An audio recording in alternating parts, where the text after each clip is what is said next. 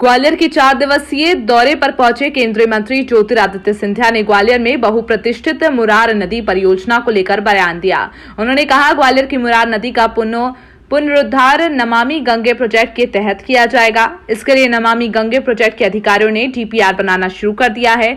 इस नदी के जीवित होने से शहर को काफी राहत मिलेगी।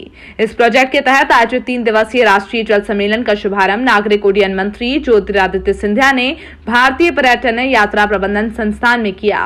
इस सम्मेलन में घटते जल स्रोत, नदियों के संरक्षण को लेकर चर्चा की गई। जल सम्मेलन में सबसे बड़ा मुद्दा पानी की गंभीरता को लेकर है।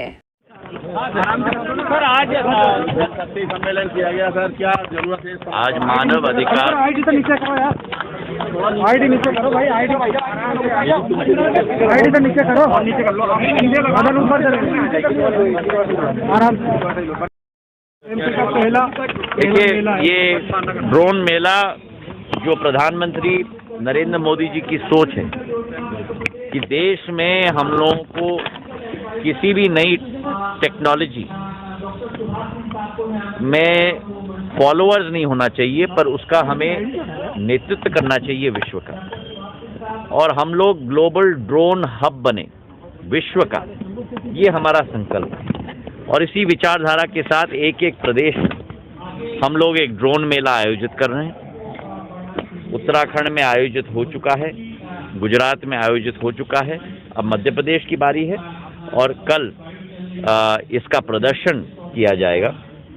चाहे हार्डवेयर हो, सॉफ्टवेयर हो, एप्लीकेशन हो, इसका दुरुस्त तरीके से पायलटिंग का हो, अनेक रोजगार के अवसर भी उत्पन्न हो पाएंगे। और इस पे लंबे अरसे से जो एक जिज्ञासा युवा पीढ़ी की रही है, उस युवा पीढ़ी की जिज्ञासा को भी हम पूर्ण करने की कोशिश करेंगे। बहुत बहुत धन्यवाद की बात चल रही है, बहुत बहुत धन्यवाद।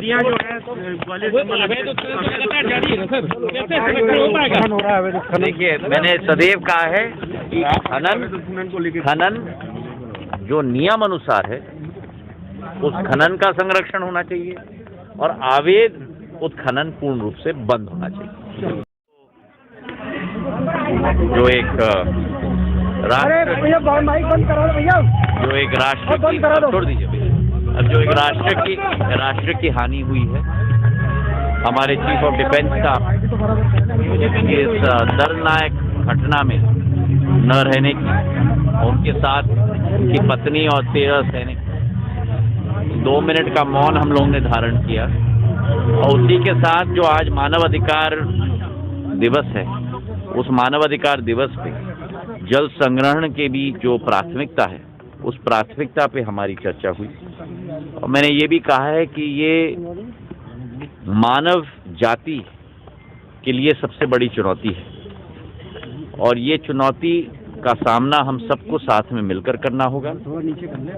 एक एक देश के व्यक्ति को जल संग्रहण में दोनों तरीके से एडेप्टेशन और मिटिगेशन दोनों को अपनाकर आगे हमें इस ब्रह्मांड का संरक्षण भी करना हमारी जिम्मेदारी है। क्योंकि हम लोग इस दुनिया में एक ऋण लेके आते हैं और वो ऋण है भविष्य की पीढ़ियों के प्रति, और वो ऋण का भी पूर्ण भुगतान हम अपने जीवन में करें जल संरक्षण करके, ताकि आने वाली पीढ़ियों को उसका सामना न करना पड़े। हमारे ग्वालियर चंबल संभाग में बहुत सारे बांध हमारे क्षेत्र के पूर्वजों के द्वारा बनाया गया है, जिसके आधार पर बहुत सारा जल का स्रोत भी है और आज भी संरक्षण की जरूरत है। उदाहरण के तौर पर 1000 वर्ग फुट में करीब 75,000 लीटर प्रति वर्ष हम लोग संगठित कर सकते हैं, लेकिन आज केवल 8% संगठित किया जाता है, बाकी नाली में पूरा पानी चला जाता है। तो जल संग्रहण आज विश्व की चुनौती है, केवल देश की नहीं। और उस अभियान में हम सबको, और मैं आपसे निवेदन करना चाहता हूं, मीडिया के हमारे भाई बंधु भी, और देश की जनता और आपके द्वारा दर्शकों से भी निवेदन करना चाहता हूं, हम सबको जुड़ के काम करना।